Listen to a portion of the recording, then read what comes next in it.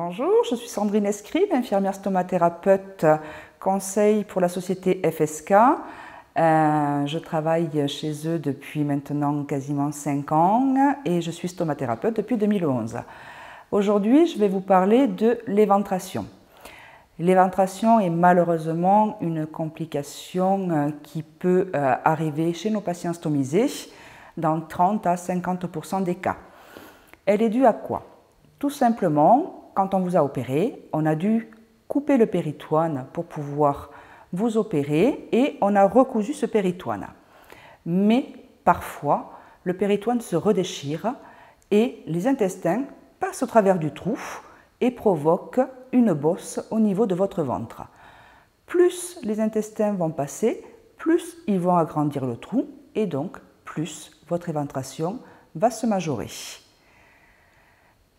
La prévention idéale, c'est en post-opératoire immédiat, votre chirurgien vous prescrit une ceinture abdominale que vous allez garder environ 5 semaines à 2 mois. Ensuite, lors des travaux importants que vous allez faire, il faut remettre la ceinture les premiers temps pour éviter que vous sollicitiez trop votre ventre. Et vous pouvez aussi, après ces 5 semaines, 2 mois, commencer à remuscler tout doucement vos muscles abdominaux afin de prévenir l'éventration stomiale. Le prolapsus stomial. Le prolapsus, c'est quoi? C'est l'intestin qui se déroule vers l'extérieur. Et donc, vous avez votre intestin qui sort sur une longueur qui peut varier entre 1 cm et jusqu'à des fois 10 cm.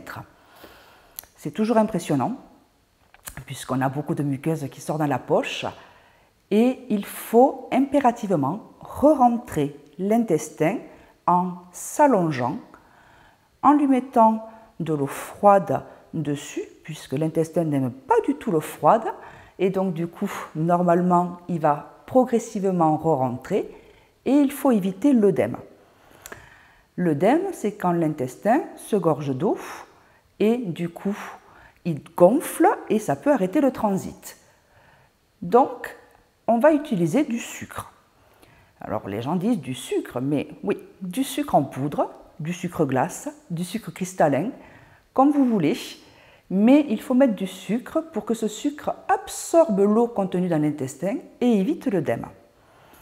Malheureusement, au niveau du prolapsus, quand il est sorti une fois, l'intestin a tendance à ressortir tous les jours.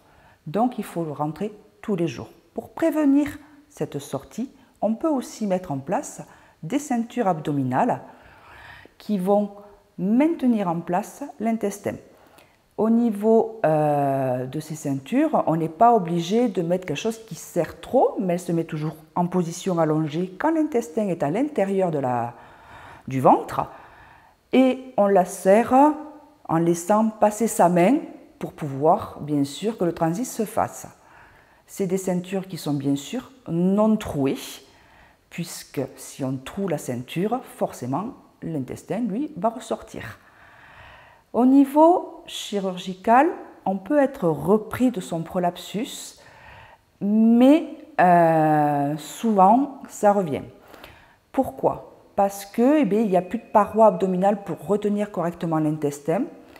C'est très peu fréquent, il faut quand même le savoir. J'ai oublié de vous le dire, mais ça représente à peu près entre 2 et 10% de la population, donc ce n'est pas quelque chose de très fréquent. Et peut-être qu'un petit peu d'exercice pour essayer de muscler son abdomen peut aider, mais là, je n'en suis pas sûre. Pour moi, la seule solution, c'est de mettre une ceinture pour éviter la mobilité de l'intestin.